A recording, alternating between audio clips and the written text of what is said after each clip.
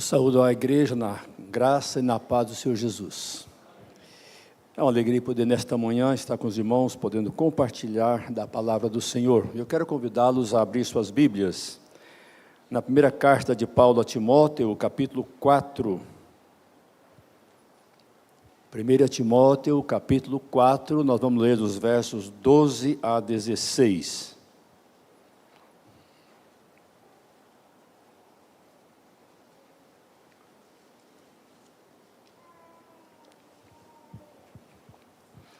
Mesmo assentados, os irmãos acompanham reverentemente a leitura da palavra de Deus. Então, 1 Timóteo, capítulo 4, versos 12 a 16. E a palavra de Deus diz assim: ninguém despreze a tua mocidade, pelo contrário, torna-te padrão dos fiéis na palavra, no procedimento, no amor, na fé, na pureza.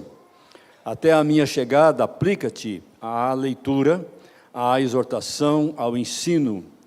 Não te faças negligente para com o dom que há em ti, o qual te foi concedido mediante profecia, com a imposição das mãos do presbitério. Medita essas coisas e nelas ser diligente, para que o teu progresso a todos seja manifesto. Tem cuidado de ti mesmo e da doutrina. Continua nesses deveres, porque fazendo assim, salvarás tanto a ti mesmo como aos teus ouvintes. Que o Senhor assim nos abençoe através da leitura da sua santa palavra. Curva a sua cabeça e vamos orar mais uma vez. Pai, nós te agradecemos e te louvamos pela tua palavra e os ensinos que ela nos traz. Rogamos que o teu Santo Espírito aplique ao nosso coração, que sejamos realmente, ó Deus, abençoados e edificados através deste texto da tua palavra, em nome de Jesus. Amém. O apóstolo Paulo, na sua viagem, provavelmente passando pela Macedônia, e ele escreve então a Timóteo por volta do ano 62, 64, e passando ali, conforme a gente vê em Atos 16, ele descobre esse jovem, e o convida, e o convoca para caminhar com ele nas suas viagens missionárias, provavelmente na segunda e na terceira viagem. E aqui ele está dando essa orientação, aparentemente, no primeiro versículo onde lemos, dá a impressão de que era um jovem ainda pastor. E a gente, quando começa o ministério, e que o Gustavo pode também confirmar isso, né? Ontem nós tivemos, por exemplo, a experiência de ordenar um jovem, já não é tão jovem, né? Porque já um pouco mais maduro em termos de decisão para o ministério, mas tivemos como o presbitério o privilégio de ordená-lo ontem à noite. Mas sempre há um momento de tremor, um momento de inquietação, quando está terminando o seminário, para onde vai, o que vai fazer, como vão ser as decisões junto aos conselhos, às igrejas onde vamos pastorear. Então sempre causa um certo temor, uma certa inquietação. E a impressão que tem é que Timóteo aqui, diante da responsabilidade que estava ali talvez em Éfeso, como a gente vê no capítulo 1, o verso 3, quando diz assim: quando eu estava de viagem rumo à Macedônia, te roguei permanecesses ainda em Éfeso, para admoestares a certas pessoas, a fim de que não ensine outra doutrina. Então a preocupação talvez num ambiente onde há inquietação doutrinária também, essa avalanche como estamos vivendo hoje, não é fácil começar o ministério. Eu já posso dizer que estou assim, no fim de carreira, e o Vendo Gustavo ainda está no meio da carreira, quase, passando um pouquinho disso, mas a gente aí fica imaginando aqueles que estão começando agora, se preparando. Nós somos um jovem formando esse ano lá na nossa igreja, e a gente fica imaginando o desafio para essas pessoas, diante de um mundo tão confuso, com tanta imoralidade, com tanta perversão, com tanta aceitação de coisas que são desaprovadas por Deus. Mas aqui a gente percebe Paulo também com essa preocupação, talvez em relação a Timóteo, e dizer para ele: olha, fique tranquilo. Na segunda carta, a gente vê a preocupação, creio eu também, um certo temor de Timóteo. E Paulo diz para ele na segunda carta, capítulo 1, verso 7, porque Deus não nos tem dado o espírito de covardia, mas de poder, de amor e de moderação. Então, ou seja, há um incentivo, olha, vai em frente, não fica com medo, enfrenta a situação, seja ela qual for, desde que você esteja fazendo a vontade do Senhor. E no versículo seguinte ele vai dizer: não se envergonhe, portanto, do testemunho de nosso Senhor Jesus Cristo. A impressão que tem é que na época também, como hoje, muitos de nós ficamos temerosos e, ao mesmo tempo, às vezes ficamos com medo de falar certas coisas, de combater, de enfrentar o pecado, como a palavra de Deus nos orienta. E aqui a gente percebe nesse texto ali de 1 Timóteo 4, Paulo dando algumas orientações a Timóteo: olha, você tem que ter um padrão, você não pode fugir disso. E aqui a ideia é a palavra no original é tipos. Para quem é mais antigo, assim como eu, sabe, conheceu as máquinas de datilografia. Nós fizemos curso de datilografia, então você ficava batendo ali, né, A, S, D, F, G, e até treinar tudo, do outro lado, né, e para poder, e às vezes o teclado coberto, porque a gente não visse a letra, para você decorar realmente, sem, depois para digitar, sem ficar olhando o teclado. Então, ou seja, essa ideia e aí você batia, era uma fita preta ou azul, dependendo do que você fosse fazer. Para a contabilidade, por exemplo, era a cor azul, para depois passar no diário para fazer a cópia, e ali você batia cada tecla, e ela ia deixando a sua marca. Então, é essa ideia que Paulo transmite: olha, nós estamos aqui para ser modelos, para ser padrão, para ser esse tipós, essa marca que vai imprimir nas pessoas por onde a gente passa. E aqui ele fala quais as áreas onde deve ser padrão, onde deve ser esse tipós.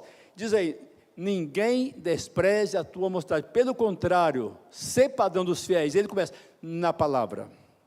Eu creio que hoje nós estamos vivendo essa crise de palavra.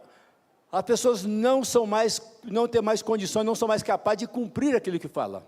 E às vezes até no nosso meio chamado cristão, nós evangélicos temos que tomar muito cuidado, porque nós somos a toda hora bombardeados e questionados com relação à nossa fé. E nós temos que, como Pedro diz na sua carta, nós devemos dar prova, razão da nossa fé, daquilo que nós conhecemos, daquilo que Deus um dia falou a nós através do seu Espírito. E a palavra de Deus nos exorta. Paulo, quando vai escrever ali aos Efésios, lá no capítulo 5, verso 15, vai dizer: vede prudentemente como andais. Ou seja, nós temos que ter esse cuidado, porque nós não estamos vivendo assim, diante de um contexto tranquilo. Somos observados o tempo todo. Então, a nossa palavra deve ser sempre, como diz, temperada com sal, como Paulo também fala lá em Colossenses 4:6. A vossa palavra seja sempre agradável, temperada com sal, para saber como deveis responder a cada um. Ou seja, tem que haver um equilíbrio, tem que haver um controle. E a gente vê tantas pessoas. Essa semana mesmo estava conversando com alguém, dizendo: não sei, tem pessoas que se dizem evangélicas, se dizem cristãs, são membros das igrejas, e usam palavras que não são próprias para quem tem a vida cristã, quem professa a vida cristã. E eu quero crer que essas pessoas estão sendo alimentadas com aquilo que não agrada a Deus. Essas pessoas talvez não passaram por um nascimento genuíno, um novo nascimento que agrada ao Senhor. Então, ou seja, nós precisamos estar atentos àquilo que falamos. Lá no Salmo 19:14, nós conhecemos bem aquele versículo: diz: as palavras dos meus lábios e o meditar do meu coração sejam agradáveis na tua presença, Senhor, rocha minha e redentor meu. As nossas palavras devem ser sempre agradáveis. Como muitas vezes nós não temos palavras agradáveis, como nós somos muitas vezes felinos na forma de atacar as pessoas, sem se aperceber, às vezes não tanto na fala, mas já usamos muito a mídia social para falar aquilo que a gente quer falar, porque a gente sabe que não vai ter muitas vezes um confronto face a face. Então, ou seja, nós devemos estar atentos, e Paulo diz aqui, olha, ser padrão, ser tipos na palavra. Mas ele continua dizendo aí, ser também padrão no procedimento. Como é difícil hoje viver uma vida santa, uma vida piedosa, uma vida íntegra, diante de um mundo num caos. E querendo ou não, irmãos, onde você passa, você vai deixar a sua marca. E a gente que é um pouco mais exposto, né, o grupo do louvor, por exemplo, né, dos instrumentos, em qualquer lugar que você chegar amanhã, com certeza você vai ser identificado. Talvez os irmãos que estão sentados aí, embora vocês se conheçam, mas se chega um visitante aqui e observa você, amanhã se encontrar você no mercado, ele talvez vai ter dificuldade, mas quem está aqui na frente, quem está se expondo mais, às vezes a gente está num lugar e fala assim: pastor, você está por aqui, você olha, quem é você? Ou seja, nós somos observados. E principalmente quando a gente tem um procedimento que não condiz com a vida cristã.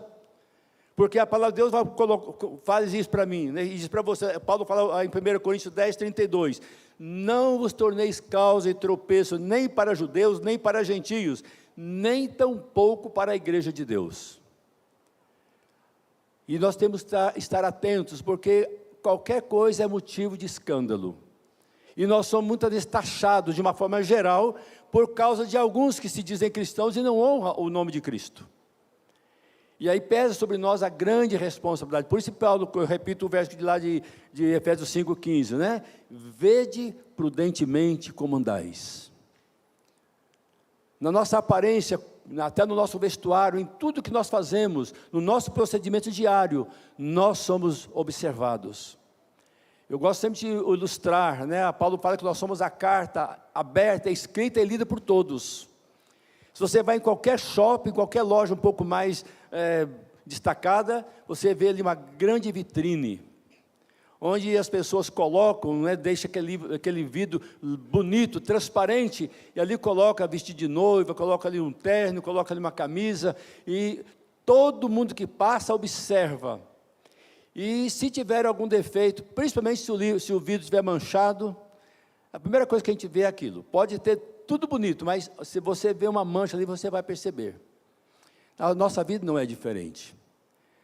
Aliás, a palavra de Deus nos diz lá no finalzinho das cartas de João, que nós devemos tomar cuidado realmente com esse procedimento nosso, porque somos vistos 24 horas.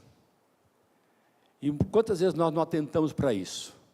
Vede prudentemente como andais. Lá também, Paulo vai dizer em 1 Coríntios 15, 33, não vos enganeis, as más conversações corrompem os bons costumes. Então, ou seja, tem a ver com o procedimento. Se eu tenho uma fala, uma palavra que realmente não agrada ao Senhor, pode estar certo que nós seremos julgados por aqueles que nos ouvem. Que Deus nos dê a graça de podermos ser esse padrão na palavra, no procedimento. E Paulo continua dizendo aqui a Timóteo, mas também você deve ser padrão, não só na palavra, no procedimento, mas também no amor. Como o amor hoje tem sido uma palavra desgastada. A gente vê as pessoas a todo tempo dizendo, eu amo, e às vezes se abraçam. E uma coisa que tem me preocupado muito dentro das igrejas, principalmente das nossas igrejas, que é onde é o nosso arraial. Os nossos filhos estão nos observando, e eu posso dizer hoje, está até brincando ali com o nosso irmão ali, esqueci o nome dele, Ricardo. Ele falou assim, não sabia que você era pai do Rony. Eu falei, já faz um bom tempo. Ele falou, não falei isso para ele não. Então assim, os nossos filhos estão nos observando. E às vezes quando nossos filhos são pequenos, como está aqui o do Thales, o menorzinho talvez nem tanto, mas o maiorzinho já consegue talvez captar alguma coisa que os pais falam. Às vezes estamos na mesa ali, os filhos ali brincando à nossa volta, e às vezes a gente está falando mal de uma autoridade da igreja, ou de uma pessoa da igreja, e ele está nos ouvindo, e de repente no domingo ele vê nós abraçando aquela pessoa de quem nós falamos mal, e dizendo que a amamos. Aí começa a criar uma certa confusão na cabeça. Olha, ele diz que ama, mas aqui está falando que ele é isso, é aquele outro. Então eu tenho sempre exortado a igreja, cuidado com aquilo que você faz. Demonstra esse amor, mas demonstra realmente em atos e palavras. Aliás, Jesus diz exatamente isso, né? Que nós devemos amar de fato e de verdade. E a ordem é essa, amai-vos aos outros. E Jesus vai dizer aos seus discípulos, e para nós também, lá em João 13, 35, nisto conhecerão que todos são meus discípulos, se amardes uns aos outros. E esse amor tem que ser evidenciado em palavras. Você vai lá para a primeira carta de João, ele vai colocar praticamente um capítulo inteiro falando sobre o amor. Da incoerência que muitas vezes há, que a gente fala que ama ao irmão, mas não ama a Deus, mas não ama o irmão. Isso é incoerência, porque se nós não amamos ao irmão a quem vemos, como vamos amar a Deus a quem não vemos? Então esse amor deve ser evidenciado no nosso dia a dia em casa, primeiramente em casa, porque lá é o lugar onde nós mais somos observados, onde nós vamos exercitar aquilo que falamos. E os nossos filhos percebem isso. No meu caso, hoje os meus netos, embora a gente não tenha assim, uma conversa todo dia, mas estão sempre presentes e observam a nossa forma de agir, a nossa forma de ser. Então Jesus, olha, vocês têm que tomar cuidado, porque vocês vão ser conhecidos pelo amor que vocês vão demonstrar uns aos outros. O apóstolo Paulo, quando escreve na carta aos Coríntios, no capítulo 13, que é chamado capítulo do amor, ele vai dizer assim: o amor é paciente, é benigno, o amor não arde em ciúmes, o amor não se ufana, não se ensoberbece, não se alegra com a injustiça, mas regozija-se com a verdade. Tudo sofre, tudo crê, tudo espera, tudo suporta. Aí eu pergunto, será que é esse amor que nós temos demonstrado e vivenciado no nosso dia a dia? Como às vezes nós somos impacientes. Como diz a expressão, né, no pavio curto: olha, não pise no meu calo. Pode, cuidado, que olha, e às vezes nós somos tendentes a, por qualquer coisa, isso é tanto em casa quanto aos demais lugares onde frequentamos. E hoje, mais do que nunca, irmãos, nós fomos criados até a adolescência, quase a juventude, na zona rural. E ali, o pai podia gritar com o filho, o marido com a esposa e vice-versa. Ninguém percebia quase, a não ser os de casa. Mas hoje, você mora em apartamento ou em casa, talvez, no máximo, aí 5 metros, uma casa da outra, um apartamento parede com parede. Do outro lado, está ouvindo tudo que a gente fala e que a gente faz, ou pelo menos que a gente fala. Eu lembro quando eu cheguei aqui em 91, morando lá perto do César, por uns meses, e ali a gente tinha uma vizinha que gostava, né, Leandro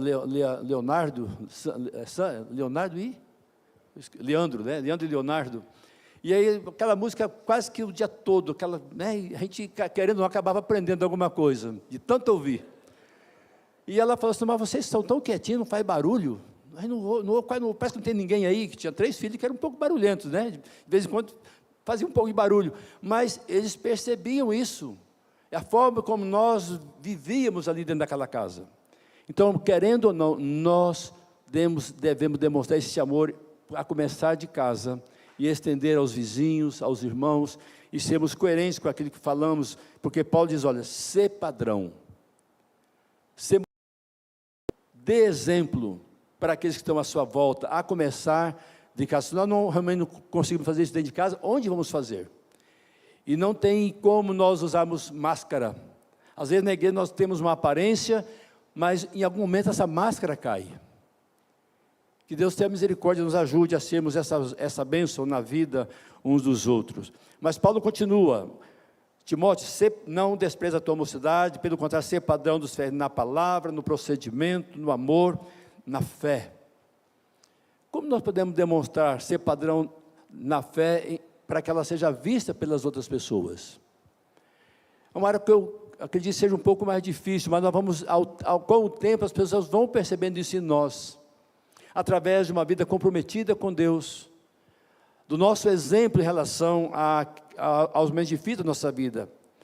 Essa semana, quinta-feira, eu fui visitar um irmão da nossa igreja, que aparentemente saudável, e interessante, porque estando ali conversando com a esposa e a filha, aquele senhor veio do Japão, já há algum tempo, e ali ao seu lado um outro japonês que vieram juntos, né, os dois vieram quase na mesma época do Japão, e da mesma idade, aí contando a história lá um para o outro, um homem saudável, aparentemente, e de repente ele começa a sentir mal-estar, começa a ter vômito, vai para o hospital, começa a fazer os exames e não descobre. Agora no finalzinho dessa semana chegou os diagnósticos, e o médico falou assim: olha, o diagnóstico dele é muito sério.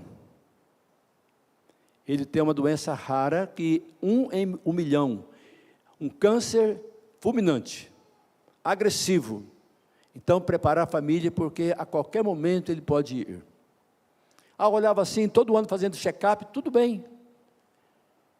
Mas só Deus sabia. E a gente vê aí ele falando assim: olha, pode ficar tranquilo, minha esposa, pode ficar tranquilo, minha filha, porque eu estou em paz. Eu sei para onde vou. Fizemos a profissão de fé há 1 ano e pouco atrás. Essa madrugada, um vizinho nosso teve um infarto fulminante, não é tão idoso. A esposa acordou de madrugada, mexeu com ele, não viu o movimento, estava morto. E aí, nós como cristãos, como reagimos neste momento? É nesta hora que as pessoas vão ver que nós confiamos em um Deus que dá consolo, um Deus que dá conforto. Porque Paulo, como diz lá em 1 Coríntios 15, vai dizer: se a nossa esperança em que se limita apenas a esta vida, somos os mais infelizes de todos os homens. E neste momento de crise, no momento de enfermidade, no momento da morte, é que nós temos que demonstrar essa fé num Deus real, um Deus vivo, um Deus que dá paz ao nosso coração, independente das circunstâncias. Pois Paulo vai dizer, a palavra de Deus vai dizer lá em Hebreus 11, né, que a fé é a certeza de coisas que se esperam, a convicção de fato que se não veem. Então às vezes não é possível visualizar, não há como medir a nossa fé. Mas nós vamos demonstrando ela no nosso dia a dia, diante das circunstâncias, diante das intempéries, das tempestades da vida, mostrando que nós estamos com os olhos fitos. Tanto é que lá no versículo 6 desse mesmo capítulo 11 de Hebreus, vai dizer, sem fé é impossível agradar a Deus. Então, que esta seja uma marca também da sua vida diária, que você possa ser padrão na sua família, lá no seu trabalho, lá na escola, aqueles que estudam, que as pessoas possam ver que você tem uma fé firme, inabalável, independente das circunstâncias, e Deus vai honrar você dessa forma. Que Deus nos dê a graça, irmão, de podermos servir ao Senhor nesta área, sendo exemplo, sendo padrão daqueles que estão à nossa volta. Mas Paulo continua dizendo a Timóteo, Timóteo, ser padrão na palavra, no procedimento, no amor, na fé, mas também na pureza, ou seja, da qualidade daquele que é puro, daquilo que é genuíno, sem alteração. E quando a gente pensa em pureza, a gente sabe o que isso significa. As pessoas precisam olhar em nós e ver que temos essa vida pura, íntegra, que Deus realmente nos ajude a viver assim, que Ele seja honrado e glorificado através das nossas vidas. Paulo, quando ali diante de um tribunal, ele, lá em Atos 24:16, ele vai dizer, me esforço por ter sempre consciência pura diante de Deus e dos homens. Ele está aqui fazendo a sua defesa diante do governador Félix. Ele estava sendo acusado de tantas coisas, mas ele diz, olha, eu me esforço para manter a minha consciência limpa, pura diante do Senhor, e também diante dos homens, não é só diante de Deus, mas diante das pessoas. Essa pureza precisa ser notada, no nosso falar, no nosso proceder, no nosso agir, no nosso dia a dia, que realmente não sai da nossa boca, como o texto lá diz, nenhuma palavra torpe. Lá em Efésios 5 vai dizer isso também, nenhuma palavra torpe. E como nós temos que estar atentos no nosso dia a dia, nas nossas atitudes, no nosso viver, no nossos relacionamentos. Paulo vai dizer lá em Filipenses 4:8, tudo que é verdadeiro, tudo que é respeitável, tudo que é justo, tudo que é puro, tudo que é amável, tudo que é de boa fama, se alguma virtude há, se algum louvor existe, seja isso que ocupa o vosso pensamento. Tudo. Em toda a área da nossa vida, ele abrange tudo. Ele vai dizer que é verdadeiro, que é respeitável, que é justo, que é puro, que é amável e de boa fama. Que seja isso que ocupe o nosso pensamento. Aqui que Jesus fala que a nossa boca vai falar do quê? Do que o nosso coração está cheio. Basta você conversar com um corintiano, com um flamenguista, ou com um palmeirense, essas pessoas que são apaixonadas por futebol, qualquer momento ele está soltando ali, porque é aquilo que o seu coração está se enchendo. Eu creio, irmãos, que as nossas palavras devem ser realmente sempre agradáveis. E onde nós aprendemos isso? Na palavra. Eu sempre tenho desafiado a igreja por onde passo, e aqui não foi diferente quando aqui passei. Ler a Bíblia. Leia a Bíblia, porque é nela que nós aprendemos e conhecemos a vontade de Deus. É ali que nós vamos aprender a nos santificar a cada dia, ter intimidade, como diz o salmista lá no Salmo 25:14, a intimidade do Senhor é para aqueles que o buscam, aos quais Ele dará a conhecer a sua aliança. Ter intimidade com Deus, e é isso que vai fazer com que nós tenhamos uma vida pura, uma vida limpa, uma vida agradável ao Senhor. Eu tenho feito esse exercício já há alguns anos. Basta você ler 3 capítulos por dia, 3, que você vai gastar aí de 15 a 20 minutos. Quem não tem 15 a 20 minutos por dia para ler a Bíblia? Para ter um momento de oração. Você fazendo isso, ao final de um ano, você leu a Bíblia toda. 15 a 20 minutos. Eu fico imaginando como nós somos negligentes nesta área. Eu quero crer que aqui alguns dos irmãos estão na igreja há mais de 30 anos, e nunca leram a Bíblia uma vez. Eu pergunto, por quê? Jesus diz ali em João 14, verso 21, 23 e por ali afora, além desses 2 versículos. Quem me ama, guarda. Quem me ama, obedece. Se nós dizemos que amamos a Deus, quanto nós temos conhecido dEle? E é isso que quando nós conhecemos a Deus, quanto mais nós nos aproximamos dEle, mais nos sentimos santos, puros. Imagina o profeta Isaías, um homem de Deus, um profeta do Senhor, mas quando ele se depara diante da santidade do Senhor, ali no capítulo 6 de Isaías, ele diz, ai de mim, estou perdido. Falando de um homem que era o tempo todo servindo ao Senhor. Ontem foi falado lá no culto de ordenação em Jeremias 1, quando Deus chama ele, filho de um sacerdote, um homem que viveu uma experiência tremenda no tempo de Josias, o homem que levou a nação a buscar a Deus. Mas ele diz, olha, eu não sei falar, não passe de uma criança, porque diante de Deus nós somos assim. Diante de um Deus que tem todo o conhecimento, o nosso conhecimento sequer pode ser comparado com o que Ele é. E quanto mais nós nos aproximamos dEle, mais nos santificamos, mais realmente crescemos e agradamos ao Senhor. E eu quero concluir lá com o verso 16, desse mesmo texto, quando Paulo diz, tem cuidado de ti mesmo e da doutrina. Tem cuidado de ti mesmo, com o que és e com o que falas. Como precisamos ter cuidado na nossa maneira de ser e na maneira de falar. Porque estamos sendo, como disse, repito, observados o tempo todo. Somos essa carta aberta, escrita e lida por todos. E começa dentro de casa, mais uma vez repito, começa dentro de casa. A gente vê tantos filhos problemáticos, e quando você começa a olhar a vida dos pais, a gente fala, tem razão.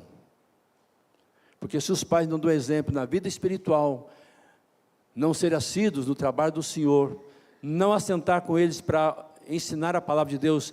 Hoje nós, por exemplo, não temos a prática de usar os catecismos da nossa igreja.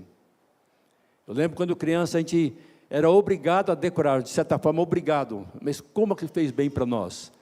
O catecismo de doutrina com 148 perguntas, podia perguntar uma a uma, a gente sabia todas de cor. Hoje talvez não lembre mais tantas. Depois o breve catecismo com 108 perguntas, aprendemos todos. Eu fiz um esforço para nossos filhos aprenderem também. Eles aprenderam, se não sei se todos, mas uma boa parte eles aprenderam vários versículos. Porque é dessa maneira que nós vamos fazer com que os nossos filhos vão crescendo espiritualmente, amando ao Senhor, para que eles sejam alguém que honre ao Senhor, que ame ao Senhor, e possa de fato se dedicar ao Senhor. E eu coloco uma frase aqui que eu não lembro onde eu li, mas diz assim, um cristão que represente mal a Cristo é um desastre. Um cristão que não representa Cristo é um desastre. Como nós temos ouvido mau testemunho de pessoas que se dizem crentes. Desonrando, servindo de pé de tropeço, e Jesus deixa muito claro, é necessário que venha escândalo, mas ai daquele por intermédio de quem o escândalo vem. Somos advertidos nessa área da nossa vida, para que nós vivamos de fato uma vida que honre ao Senhor. E ele diz também, Timóteo, tenha cuidado de ti mesmo, não apenas de ti mesmo, mas também da doutrina. Porque há muitas heresias, já na época de Paulo, ele está exortando Timóteo, cuidado, porque há muitos heréticos, ou seja, que estão ensinando aquilo que não é a sã doutrina. E hoje, mais do que nunca, nós estamos vendo isto. Pessoas que usam a palavra do Senhor para enganar, usam textos isolados para justificar aquilo que eles estão cobrando dos seus fiéis. Mas nós temos que usar a palavra de Deus como um todo, não apenas textos isolados, para justificar aquilo que eu quero. Então que Deus nos dê a graça de podermos realmente agir de forma coerente. A revelação interior, eu coloco, defender a ortodoxia, ou seja, a opinião certa, a mensagem correta. Porque há muitos que são heterodoxos, ou seja, falando aquilo que é falso, aquilo que contraria a vontade do Senhor. E Paulo diz, olha, Timóteo, tenha cuidado, porque já estão entre nós. Paulo, quando vai passando, indo para Jerusalém, onde ele é preso, ele chama os presbíteros de Éfeso, lá em Mileto, e diz, olha, surgirão falsos obreiros, lobos vorazes, que não pouparão o rebanho. Eu creio que essa palavra cabe exatamente para nós hoje. Como nós temos obreiros fraudulentos, lobos ferozes, que estão destruindo o rebanho do Senhor. levando-os, assim como Jesus fala para os fariseus, olha, e ao povo que o ouvia, diz, olha, pode fazer o que eles ensinam, mas não os imitem suas obras. Há muitas pessoas, de fato, enganando as pessoas de uma forma tremenda, com falsas doutrinas, com heresias, e muitos bebendo, inclusive no nosso meio, vendo programas que deveriam evitar. Eu tenho procurado, já há algum tempo, usar o mínimo possível da televisão, quase que nada mesmo, porque o tempo que eu vou ficar vendo uma notícia, eu já tenho muitos grupos que a gente recebe tantas notícias, tantos vídeos, que dispensa ver aquilo que a televisão mostra. Então eu prefiro usar mais o meu tempo na leitura da Bíblia e de livros para me edificar, ainda que já esteja, como eu já coloquei, já no fim da carreira, mas quero continuar aprendendo, porque a palavra de Deus ela é sempre viva, é sempre eficaz, sempre nova e tem lições para o nosso coração. Que os irmãos possam, nesta manhã, serem desafiados através desse texto da palavra do Senhor.